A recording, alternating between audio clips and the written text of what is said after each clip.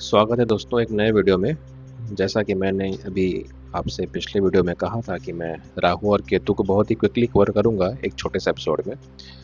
तो आइए इस वीडियो में देखते हैं कि राहु केतु क्या होते हैं। सबसे पहले हम समझेंगे इनके एट्रीब्यूट्स के बारे में कि राहु केतु किन चीज़ों के बारे में बताते हैं। बहुत जल्दी से इस चीज़ को कवर करेंगे क्योंकि पहले के वीडियोज़ में भी हमने इस चीज़ को बताया हुआ है। और फिर हम देखेंगे कि राहु केतु फिजिकली एक्चुअली क्या होते हैं। रियल वर्ल्ड सिनेरियो में आपको एक बार समझाने की कोशिश करूँगा कि ये कैसे फॉर्म होते हैं। ठीक है, सबसे पहले राहु पे आते हैं दोस्तों। राहु क्या है? राहु आपका दोस्तों अनकन्वेंशनल मेथड है। ठीक है,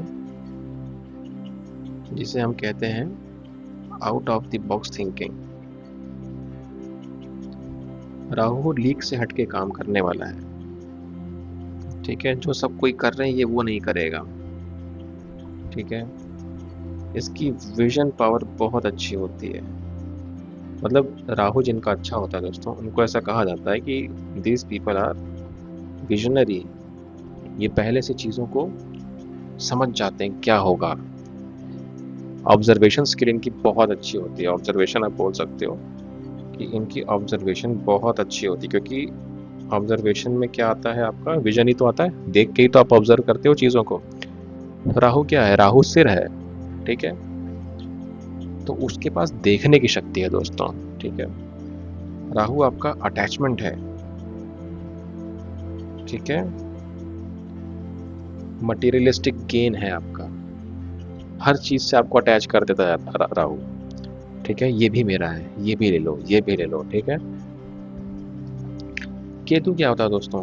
केतु होता है अनकन्वेंशनल थिंकिंग। ठीक है, बीइंग वेरी ट्रेडिशनल।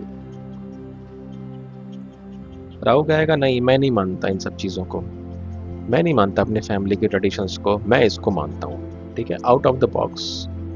ठीक है, जो सब मान रहे हैं वो नहीं मानेगा। लेकिन केतु क्या है? केतु कन्वेंशनल, परंपराओं को मानने वाला है। ठीक है, केतु बड़ा ही स्पिरिचुअल होता है। ठीक है, केतु के सिर तो है नहीं, ये एक बिना सिर का बॉडी है। ठीक है, केवल धड़ है। तो इसकी इंट्यूशन बहुत ज़बरदस्त होती है। आँख तो नहीं है, लेकिन ये अपने मन से देख लेता है कि क्या होने वाला है। मेडिटेशन का प्रतीक होता है केतु, मोक्ष का प्रतीक होता है। ठीक है दोस्तों, और राहु को वैसे दोस्तों कहा जाता है कि ये हैवी मशीनरीज का भी कारक होता है। हैवी मशीनरीज को जो चलाने की कला होती है, और ये स्मॉल मशीनरीज के लिए होता है। स्मॉल मशीनरीज में जैसे क्या हो गया, जैसे आपकी घड़ी हो गई। घड़ी भी तो एक मशीन है, छोटी मशीन है, लेकिन हर कोई घड़ी ठीक नहीं कर सकता। ठीक है, जिनका केतु अच्छा होता है उनको छोटी मशीनरीज में बड़ी एक्सपर्टीज होती है। राहु आपका सेकंड मैरिज भी दिखाता है दोस्तों।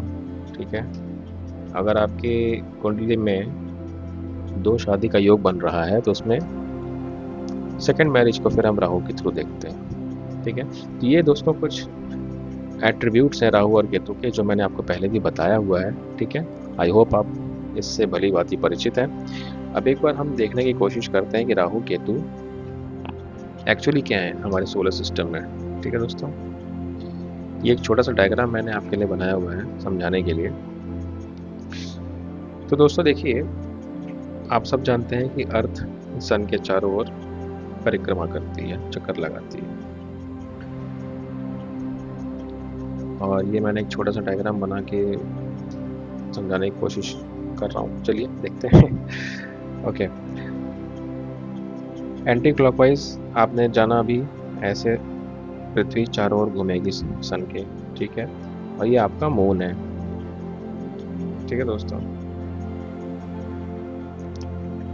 अब देखिए दोस्तों, यहाँ पे आपको एक चीज़ समझने की बड़ी ज़रूरत है राहु केतु को समझने के लिए, इलेक्ट्रिकल प्लेन। ठीक है, ये मैथ्स का कंसेप्ट है, वैसे बहुत ज़्यादा डीप में नहीं जाएंगे क्योंकि उसकी ज़रूरत भी नहीं है। लेकिन अब आप ये समझ लीजिए कि मून जब अर्थ का चक्कर काटता है चारों ओर, ठीक है, तो वो अर्थ के एलिप्टिकल प्लेन में जहाँ जहाँ इंटरसेक्ट करता है उसी पॉइंट को हम कहते हैं राहु और केतु। तो अब इस फिगर को देख के आप बताइए कि मून कहाँ पे इंटरसेक्ट कर रहा है अर्थ के एलिप्टिकल प्लेन को। अब देखिए, जो बहुत ही बेसिक आंसर, जो फर्स्ट आंसर लोगों का आएगा इस फिगर को देख के, सब यही कहेंगे कि इंटरसेक्ट कर रहा है। तो मून एक तो यहाँ पे इंटरसेक्ट कर रहा है अर्थ को, और अर्थ के ऑर्बिट को यहाँ इंटरसेक्ट कर रहा है, तो क्या यही राहु केतु है? आंसर है दोस्तों नहीं। हमने एलिप्टिकल प्लेन की बात की, हमने ऑर्बिट को इंटरसेक्ट करने की बात नहीं बोली यहाँ पे दोस्तों। अब देखिए, अर्थ का एलिप्टिकल प्लेन, अर्थ आपने अगर पढ़ा हो कभी प्लेन का कंसेप्ट, तो ये अर्थ जो चारों तरफ घूम रहा है सन के, ये जिस समतल में है, अर्थ का समतल सन के चारों ओर क्या होगा? ये होगा दोस्तों जो मैं हाईलाइट कर रहा हूँ, ये अर्थ का प्लेन है। ठीक है, तो आप यूं समझ लो, अर्थ अगर सन के चारों ओर, ये मान लीजिए अगर सन है, अर्थ अगर सन के चारों ओर ऐसे घूम रही है, ठीक है, और मान लीजिए यहाँ कहीं अर्थ है, तो मून जो होगा दोस्तों, मून भी ऐसे ही नहीं घूमेगा। मून का थोड़ा रिवॉल्व करने का स्टाइल थोड़ा अलग होगा, मून ऐसे घूमेगा। ठीक है, यही मैं आपको बताने की कोशिश कर रहा हूँ। ठीक है, तो हम ये नहीं देखेंगे कि ऑर्बिट को कहाँ पे कट कर रहा है ये और ये, हम ये देखेंगे कि वो प्लेन में डिप कहाँ मार रहा है। तो मून जब ऐसे चल के आएगा मित्रों, जब ऐसे चल के यहाँ पे आएगा, तो वो पहला डिप जो मारेगा, बहुत ध्यान से देखिएगा, जो पहला डिप मारेगा वो, चूंकि वो लगभग परपेंडिकुलर पे है, उसका रोटेशन का जो डिग्री है, ये देखा आपने, ये अर्थ का है, ये मून का है, एकदम जस्ट 90 डिग्री पे है। हालांकि एग्जैक्ट 90 डिग्री नहीं होता है, कुछ एंगल पे ही होता है। तो जब वो प्लेन में डिप मारेगा दोस्तों, तो अगर हम इस फिगर की बात करें, तो यहाँ पे ऐसे आएगा, ऐसे आएगा, यहाँ कहीं वो पहला डिप मारेगा। ठीक है, फिर जब वो ऐसे चल के जाएगा, तो दूसरा डिप वो यहाँ कहीं मारेगा। ठीक है, अगर आप अर्थ के प्लेन को थोड़ा और एक्सटेंड कीजिए दोस्तों, तो आपको समझ में आएगा। जैसे ये है, तो ये भी तो अर्थ का प्लेन ही हुआ ना, ये पोर्शन।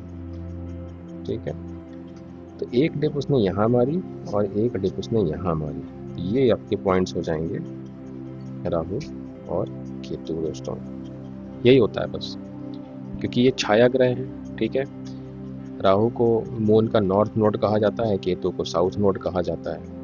तो ये जहाँ पे अर्थ के प्लेन को इंटरसेक्ट करते हैं, वही इनको मान लिया जाता है दोस्तों। अब एक फिगर मैं और बनाने की कोशिश करता हूँ, अगर यहाँ पे बहुत क्लैरिटी आपको ना मिली हो, मैं ट्राई करता हूँ। मान लीजिए ये आपका अर्थ का प्लेन है। ठीक है, ये अर्थ का प्लेन है मान लीजिए, और अर्थ मान लीजिए ऐसे ऐसे चारों तरफ घूम रही है इसमें, ये इसका अर्थ का ऑर्बिट है।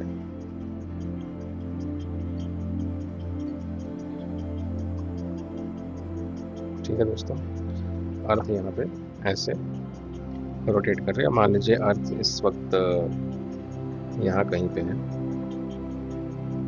मान लेते हैं अर्थ यहाँ पे कहीं है। ठीक है दोस्तों, अब मैंने आपसे क्या कहा, मून भी आस पास कहीं होगा यहाँ। ठीक है, मून आसपास कहीं होगा, मान लीजिए यहाँ पे है।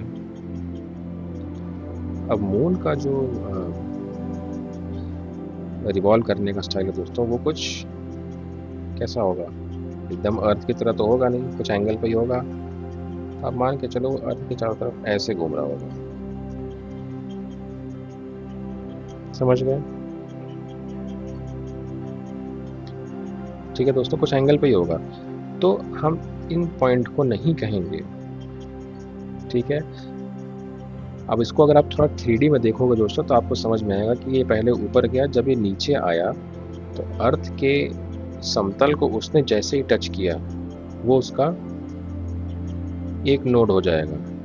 ठीक है, फिर जब ये बाहर आया, इधर आने लगा, तो अर्थ का जो प्लेन है, क्योंकि प्लेन देखिए दोस्तों अर्थ का तो काफ़ी इनफाइनाइट होगा, ठीक है।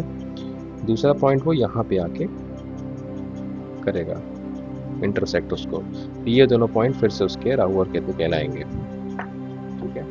जो आपका मून के नॉर्थ साइड में आएगा उसको राहु कह दोगे आप, और जो साउथ साइड से आएगा उसको आप केतु कह दोगे। यही होता है दोस्तों। अगर आपको और जानना है तो अब फिलहाल मैं कोई एनिमेशन के थ्रू आपको नहीं बता सकता, नहीं तो यूट्यूब पे कॉपीराइट आ जाता है अक्सर। मैं आपको डायग्राम बना के ही समझाने की कोशिश कर रहा हूँ, एंड आई होप आपको कुछ तो क्लैरिटी मिली होगी दोस्तों कि ऑर्बिट के इंटरसेक्शन को हम राहु केतु नहीं कहते हैं। जहाँ पे अर्थ के प्लेन को मून इंटरसेक्ट करता है उसको हम राहु और केतु कहते हैं, डिपेंडिंग ऑन वो मून की नॉर्थ में है कि साउथ में। तो उम्मीद करता हूँ दोस्तों आपको राहु केतु का एक कंसेप्ट समझ में आया होगा। वीडियो अच्छी लगी हो तो ज़रूर लाइक कीजिएगा। मिलता हूँ आपसे अगले वीडियो में। हरे कृष्णा।